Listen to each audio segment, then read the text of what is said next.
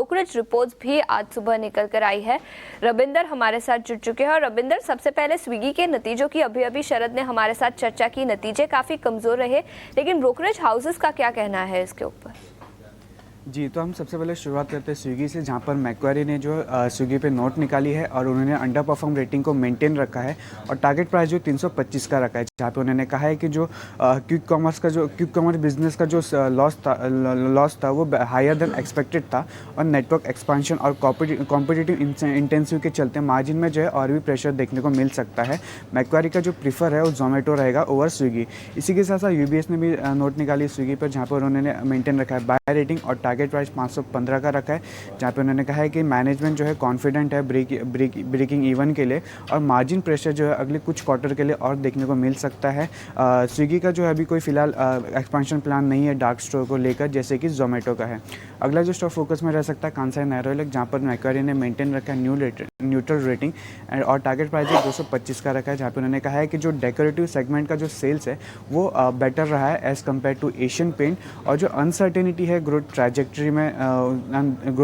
में देखने को मिल सकती है न्यू सीईओ के आने से, और जो इंटरनेशनल सब्सिडरी है उसका भी जो परफॉर्मेंस है वो वीक रहा है। अगला जो स्टॉक फोकस में रह सकता है इन्फो एज इंडिया, जहाँ पर मैक्वारी ने अंडर परफॉर्म रेटिंग को मेंटेन रखा है और टारगेट प्राइस जो 4150 का रखा है, जहाँ पे उन्होंने कहा है कि जो इन्वेस्टमेंट है उसमें हाई प्रोविजन के चलते पैक में इम्पैक्ट देखने को मिला और FY26 का जो मॉडल है उसमें 15% का बिलिंग ग्रोथ देखने को मिल सकता है और 59% का एबिटा मार्जिन देखने को मिल सकता है। नोमिडा ने भी बाय रेटिंग मेंटेन रखा है, टारगेट प्राइस 8510 का रखा है, जहाँ पे उन्होंने कहा है कि जो कोर रिक्वायरमेंट बिजनेस है उसमें कंटिन्यूस ग्रोथ देखने को मिल सकती है और इंडिया इंटरनेट स्पेस में नोमिडा ने जो है इन्फो एज को टॉप पिक पर रखा है और जो